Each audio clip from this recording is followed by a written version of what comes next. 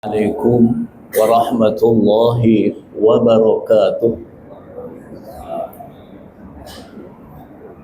Allahul ladzi asra bi abdihi lailan minal masjidil haram ila masjidil aqsa alladzi barakna hawlahu linuriyahu min ayatina innahu huwas samiul basir. Asyhadu an la ilaha illallah wahdahu la syarika lah wa asyhadu anna Muhammadan abduhu wa rasuluhu walladzi la nabiyya wa la rasula mu'ada.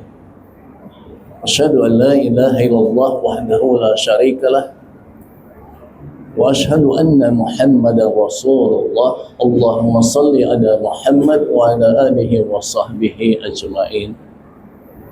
Amma ba'd. Ikhwatu iman, jamaah salat duhur Masjid An-Nahl Cyber 2, adhanillah wa iyyakum, yang insyaallah kita semua dimuliakan Allah Subhanahu wa taala. Alhamdulillah, kembali kita panjatkan puji serta syukur kehadirat Allah Subhanahu wa taala atas nikmat Allah yang Masya Allah luar biasa, terutama nikmat panjang umur. Kalau kita ingat di akhir bulan Ramadan yang lalu, kita pernah meminta dan memohon kepada Allah agar dipanjangkan umur kita, agar bisa kembali berjumpa dengan bulan Ramadan tahun berikutnya. Dan alhamdulillah, doa permintaan kita itu dikabul oleh Allah Subhanahu wa taala. Tentunya nikmat ini jangan kita sia-siakan. Karena Allah alam, jangankan kita memohon untuk bisa berjumpa dengan bulan Ramadan tahun yang akan datang, untuk menyelesaikan Ramadan ini saja belum tentu bisa kita lewati. Ya. Karena Allah alam, kita nggak tahu apakah di awal bulan Ramadan, di pertengahan, atau di akhir. Kalau memang ajal itu sudah tiba, tentunya ya kita tidak bisa untuk menolak itu semua. Oleh karena itulah, tentunya rasa syukur kita wujudkan dengan kita berazam bahwa kita akan menjadikan Ramadan ini yang jauh lebih baik dari Ramadan sebelumnya, bahkan yang terbaik bandingkan dengan Ramadan yang telah lalu. Ya. Bahkan iwatu iman adhanillah wa iyyakum, ya insyaallah dimuliakan Allah Subhanahu wa taala. Ya. Kita ini luar biasa di bulan Ramadan. Ya. Salah satu yang luar biasanya adalah apa? Kecintaan kita kepada kalender Hijriah. Ya. Perhatiannya luar biasa. Kalau ditanya sekarang tanggal berapa Ramadan, rata-rata hafal semua. Ya. Ada yang sudah tanggal 2 kali ya. Ada yang baru tanggal 1. Ya. Iya. Bahkan ada yang rajin. Di rumah rata-rata punya tuh yang namanya jadwal imsakiyah ya. Nah, itu. Kalau ibu-ibu biasanya baru tanggal 1, tanggal 2 aja udah dimerahin tuh si tanggalannya ya kan, Masya Allah. Ya. Langsung lihat ke bawah, kapan lebarannya katanya ya, Masya Allah. Ya tentunya bagi kita bukan seperti itu, tapi justru bagaimana kita bisa mengisi waktu-waktu yang kita lewati selama bulan Ramadan itu, tentunya dengan tadi tekad bahwa kita akan menjadikan Ramadan ini yang terbaik gitu ya. Nah, oleh karena itulah iwatu iman adhanillah wa iyyakum, insyaallah dimuliakan Allah Subhanahu wa taala. Saya nggak akan banyak-banyak lah. Saya hanya ingin membekali ya bagi kita untuk bisa melaksanakan ibadah di bulan Ramadan dengan sebaik mungkin. Modalnya cuma 2 sebetulnya. Ya. Modalnya cuma 2, yaitu bersyukur dan bersabar. Ini aja modalnya sebetulnya. Memang gampang disebut ya, kata syukur, kata sabar itu gampang disebut. Ya. Dan memang luar biasa tuh. Kalau kita buka Al-Quran, ya, di dalam Al-Quran, kata syukur dan kata sabar, kata syukur aja ada kurang lebih 70-an.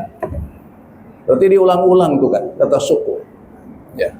Bahkan ada yang mencoba meneliti juga, kata syukur aja ada 70, lawannya kata bala, ya kan? Bala itu sesuatu yang tidak mengenakan buat kita. Itu juga jumlahnya sama. Nah, jadi antara bersyukur dengan, ya kan, menghadapi cobaan, ternyata dalam Al-Quran itu jumlah ayatnya sama. Ya, maksudnya apa ini? Apakah berarti yang namanya nikmat dengan yang namanya katakanlah cobaan itu akan selalu nilainya sama? Tapi ternyata tidak, gitu ya. Ya, kenapa tidak?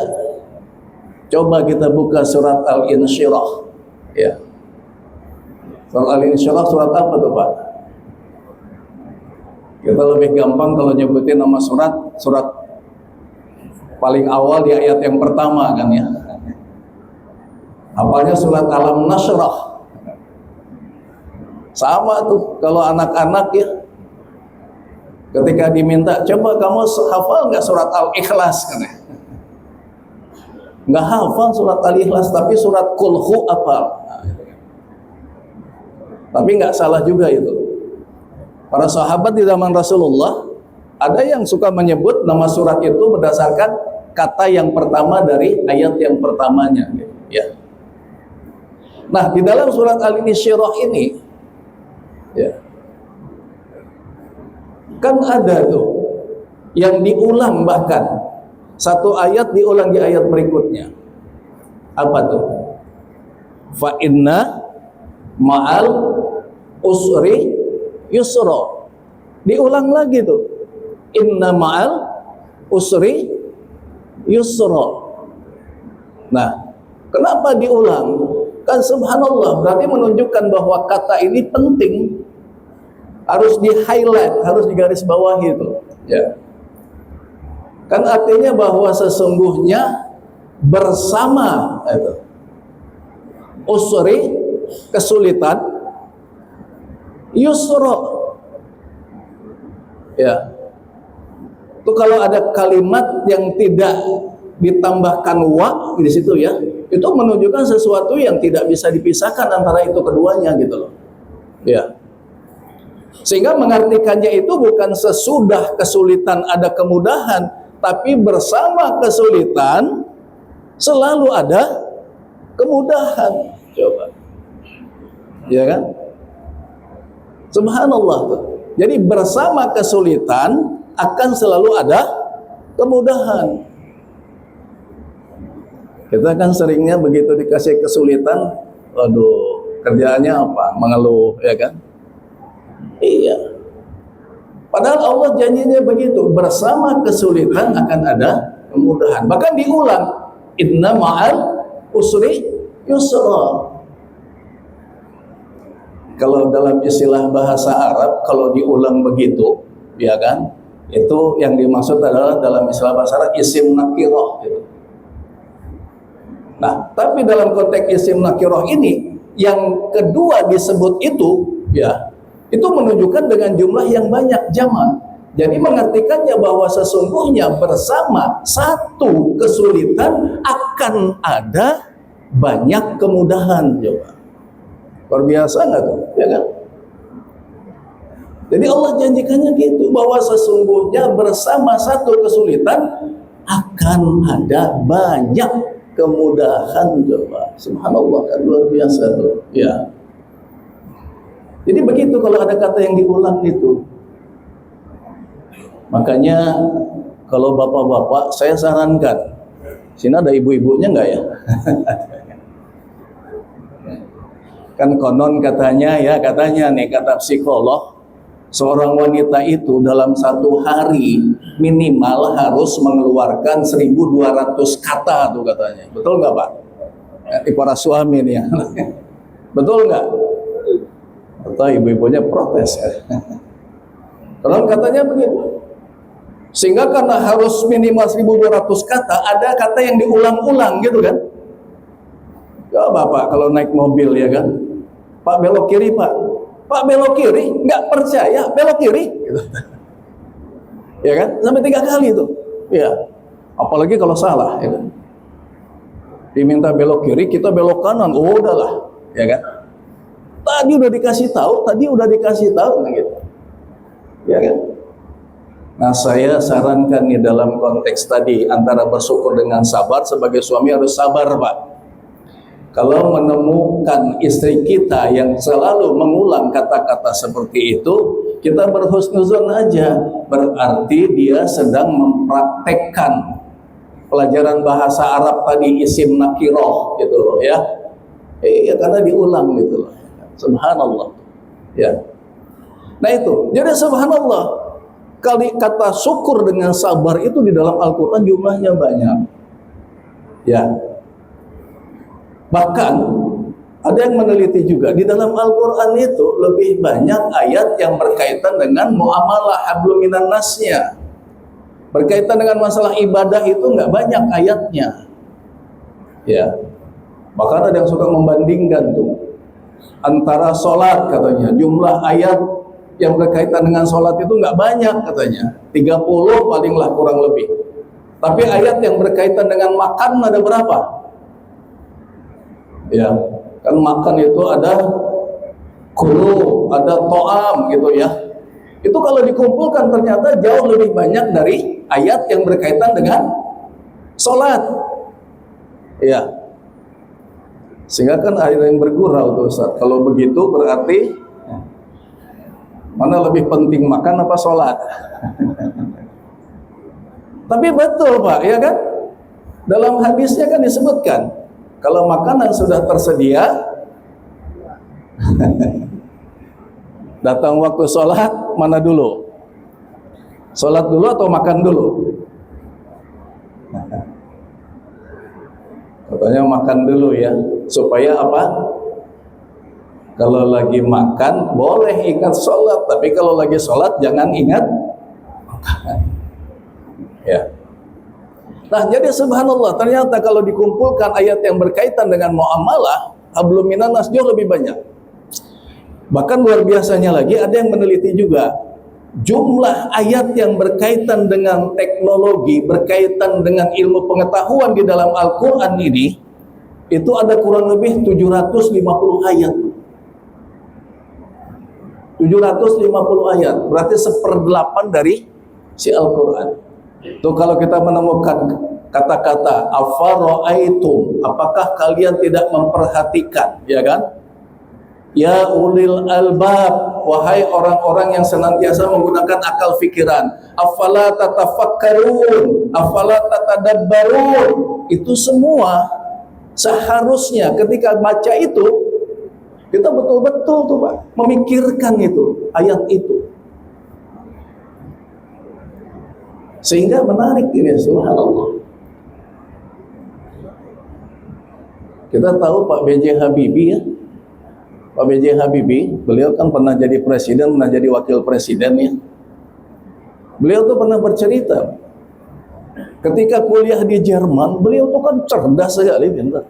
Ya, disebut dengan apa, Mr. Crack ya kan, karena menemukan teori tentang retakan di sayap pesawat. Terus sampai sekarang royaltinya dapat terus tuh anak-anaknya tuh ya, subhanallah. Nah, ternyata ketika beliau kuliah di Jerman, dia menemukan masih ada lagi 2 orang yang lebih pintar dari dia. Nilainya tuh selalu lebih tinggi tuh. Penasaran kan dia? Akhirnya izin nih sama 2 orang ini, yang ternyata 2 orang ini adalah orang Yahudi. Tapi saya tidak akan mengatakan bahwa orang Yahudi selalu pintar, enggak, ya kan? Dilahirkan pintar, kan suka ada yang mengatakan enggak juga. Ya. Dan dia penasaran Pak Habibie ini, izin untuk tinggal dengan 2 orang kawannya orang Yahudi ini. Sehingga dia lewati satu malam, ternyata apa yang dilakukan oleh 2 orang Yahudi ini? Dia bangun jam 2, jam 3 malam coba.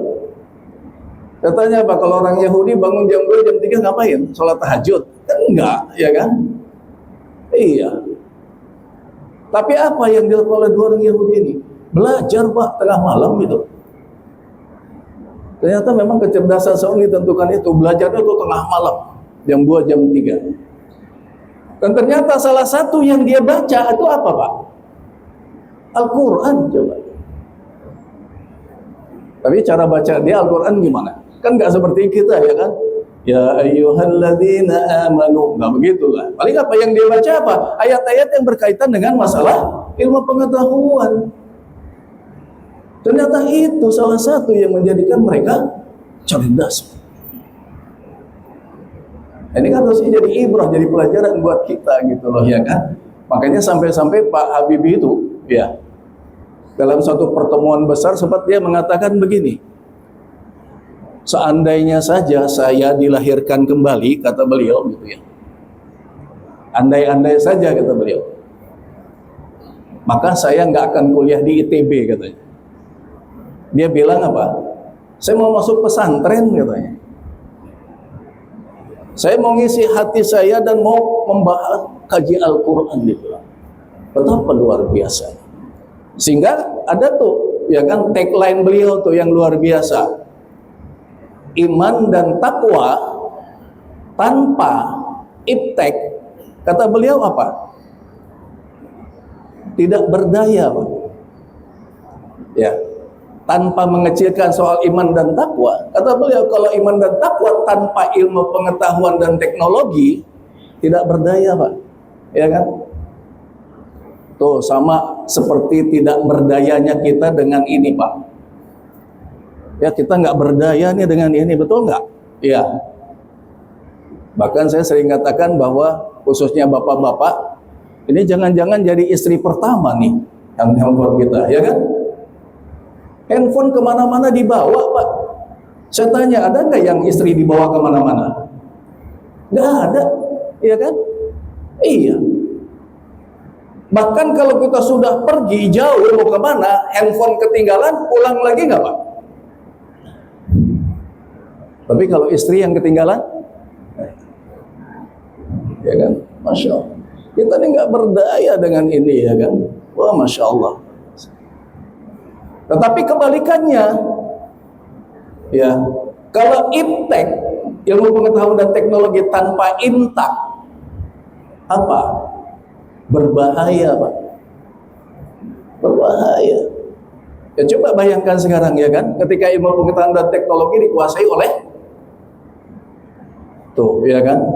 Sekarang aja gimana nggak bahayanya tuh AI ya kan? Itu siapa tuh coba, ya kan? Bahaya tuh AI. Ya, bikin anak-anak malas ya kan, mau bikin skripsi tinggal buka AI ya kan, coba mau nulis apa tinggal buka AI.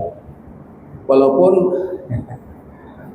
si Elon Musk sekarang lagi pusing katanya, ya, karena ternyata kalau lewat AI kita nanya ya kan, kitab mana yang memang betul-betul asli firman Allah, katanya jawabnya bingung tuh si Elon Musk, katanya, wah kejebak juga dia kan, ya enggak, subhanallah. Jadi berbahaya ya.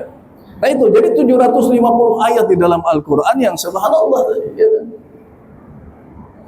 Luar biasa tuh ilmu pengetahuan ya kan. Oleh karena itulah iwati manadani Allah wa iyyakum insyaallah dimuliakan Allah Subhanahu wa taala. Kalau tadi kembali lagi kata syukur dan kata sabar itu begitu banyak di dalam Al-Qur'an. Dan itu saya katakan jadi modal kita untuk melakukan ibadah di bulan Ramadan. Karena kan ibadah di bulan Ramadan modalnya apa coba? Yang dipanggil untuk melaksanakan ibadah di bulan Ramadan. Ya ayyuhalladzina amanu. Ya. Wahai orang-orang yang beriman. Pak, orang beriman itu seperti apa sih? Ternyata kuncinya dua iman tadi itu, yang syukur dan sabar. Bahkan disebutkan dalam hadis diriwayatkan oleh Muslim, kata Rasulullah apa? Ajabal amril mu'min. Tuh. Ajib apa Pak? Biasanya kita suka. Ajib, hebat ya kan? Menakjubkan istilahnya. Ajab. Amr, urusan orang yang beriman. Ya. Jadi menakjubkan urusan orang yang beriman. Ya. Inna amrahu kullahu khair. Karena sesungguhnya semua urusan orang yang beriman itu adalah kebaikan. Allah. Ya. In asobathu sarra'u syakara. Apabila diberikan kebaikan kepada orang yang beriman, maka dia bersyukur. Ya. Wa kana khairul lahu. Dan seperti itu adalah baik. Ya kan? Subhanallah. Kemudian begitu juga in asabathu darra'u sabar. Dan apabila ya ditimpakan yang namanya musibah, maka orang yang beriman itu apa? Sabar. Wa kana khairul lahu. Dan itu adalah kebaikan yang subhanallah luar biasa. Kan jelas jadi menakjubkannya orang yang beriman itu karena memiliki sifat apa? Bersyukur dan bersabar itu loh, ya kan? Syukur dan sabar, dua ini aja modalnya luar biasa, ya kan? Nah, itu. Syukur dan sabar modal kita. Dan ini hanya dibuktikan lagi, ya kan? Bagaimana kita diuji kesyukuran kita, kesabaran kita melalui perintah berikutnya di situ. Setelah ya ayyuhalladzina amanu kutiba, diwajibkan alaikumus syiyam, atas kalian apa? Saum, puasa. Ya. Saya nggak perlu terjemahkan ya kan yang dimaksud dengan saum seperti apa. Tapi poin berikutnya apa? Kama kutiba alal ladina min qablikum. Coba Bapak, kenapa tuh Allah mengingatkan kita seperti itu? Sebagaimana telah diwajibkan kepada orang-orang sebelum kamu, umat sebelum kamu. Subhanallah. Nih, syukur kita harus luar biasa di sini. Kenapa? Karena kita coba bandingkan dengan puasanya umat-umat sebelum umat Nabi Muhammad, coba. Ya kan? Waktu iman kan ada kan, pernah tahu ya soal saum sunat. Selain Senin Kamis, maksimal boleh kita melakukan saum apa? Saum Daud, ya kan? Berarti itu saumnya Nabi Daud dan para pengikutnya dulu. Gimana saumnya, puasanya? Satu hari puasa, satu hari buka, gitu kan ya? Satu hari coba. Kira-kira kita bisa Pak? Mungkin ada ya sebagian yang melaksanakan saum Daud seperti itu. Tapi kalau memang saum ini diwajibkan bagi umat Islam seperti itu, Masya Allah, ya kan? Berat Pak. Ya. Makanya subhanallah, bandingkan. Nah itu baru bandingkan dengan umat sebelum Nabi Muhammad. Kalau kita bandingkan saja juga dengan mereka-mereka yang berada di tengah-tengah Rasulullah, para sahabat pada saat itu. Coba Pak, luar biasa nggak? Kita harus bersyukurnya. Kan saum atau puasa itu diwajibkan di tahun kedua Hijriyah, ya kan? 2 bulan sebelum bulan Ramadan. Baru aja belajar saum, itu kan? Tahu di bulan Ramadan itu perintah apa? Perang, coba. Perang Badar, ya kan? Subhanallah. Kira-kira kita Pak kalau puasa sambil perang kuat? Ya. Nih, saya mau tambah lagi rasa syukur kita, ya kan? Bandingkan dengan saudara-saudara kita di Palestina. Ya. Di bulan November yang lalu, qadarullah alhamdulillah saya sempat pergi ke Istanbul bertemu dengan salah seorang juru bicara dari Hamas, Pak. Yang sekarang itu sedang ramai, dia mengkomentari tentang BOP. Osamah Hamdan. Dia bercerita di tahun 2024 itu mereka itu Hamas itu pernah dikepung, Pak, di bulan Ramadan.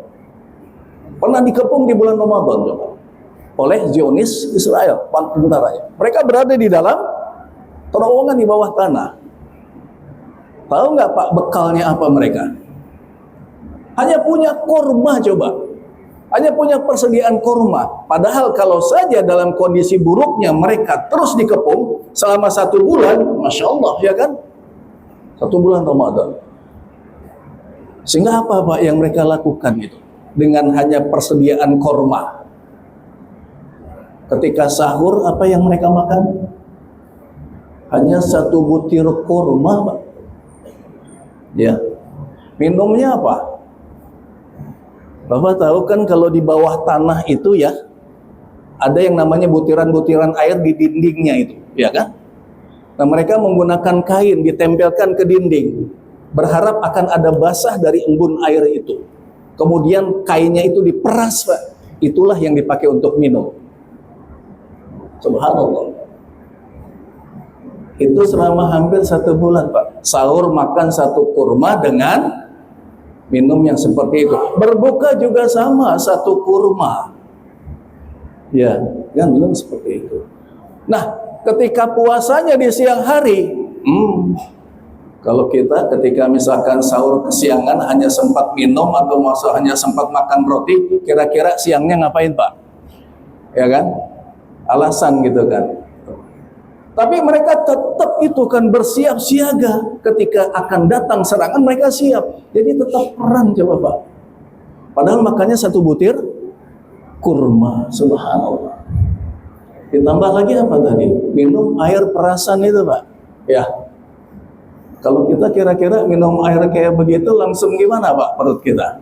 Subhanallah. Ya. Itu luar biasa kalau dalam keadaan seperti itu. 1 butir kurma di sana dengan 1 butir kurma di sini berbeda, Pak. Subhanallah. Tuh, bersyukurnya kita tuh puasa di sini, subhanallah. Belum lagi rasa syukur kita harus luar biasa kalau bandingkan dengan mereka yang saum atau puasa di mana? Tuh, di Eropa bagian atasnya, yang ketika waktu malamnya itu berapa jam? 20 jam kadang-kadang, ya kan? Ada maghrib jam 9 malam, jam 10 malam tuh di beberapa negara, ya kan? Subhanallah, ya. Itu yang jauh. Saya ingin sampaikan lagi itu, saudara-saudara kita di Aceh, Pak.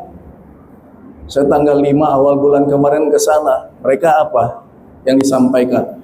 Pak, kami enggak memikirkan bahwa nanti ketika bulan Ramadan kami buka pakai cendol, pakai kolak, pakai bubur kacang. Cukup deh, Pak. Kami hanya membayangkan bisa berbuka dan sahur dengan Indomie saja. Tapi tolong berikan kami alat untuk masak Indominya, coba.